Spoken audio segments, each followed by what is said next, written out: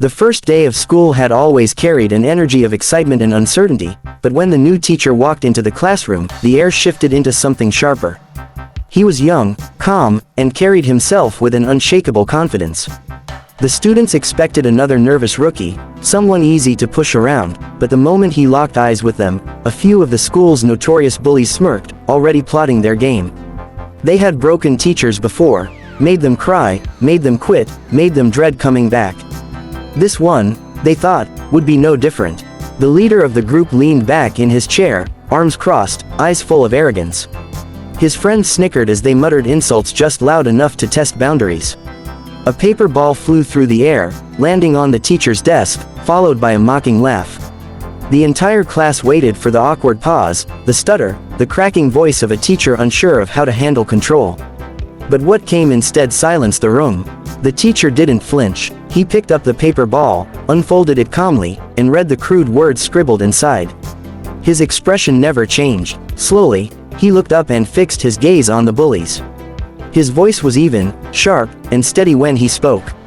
60 seconds. That's all it will take for every single one of you to regret this. The bullies laughed louder, thinking it was a bluff. But the way the teacher straightened his shoulders, the way his eyes narrowed, something in the room shifted. He set a timer on his watch, placed it on the desk, and pressed start. The tick of each second echoed in the silence. At first, the bullies kept up their act, tossing pens, whispering insults, leaning back in mock defiance. But then, the teacher moved. With a calm authority that carried the weight of someone who had stood in far harsher arenas than a classroom, he walked to the back, towering over the ringleader without raising his voice. He spoke directly, reminding the boy of every suspension, every fight, every call to the principal that ended with nothing but wasted potential. The words weren't accusations, they were a mirror, forcing him to see what he was becoming. By 20 seconds, the laughter had stopped. By 30, the room was so quiet the hum of the lights seemed deafening. By 40, one of the bullies shifted uncomfortably in his seat, unable to meet the teacher's eyes. By 50, the ringleader's smirk was gone, his bravado shattered under the weight of truth delivered without anger, only certainty.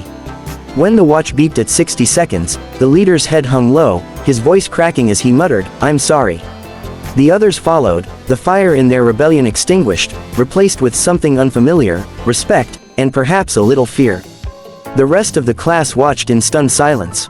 For years, no teacher had ever stood their ground against the bullies, no one had faced them without trembling. But this new teacher had not only stood tall, he had turned their cruelty into weakness in less than a minute.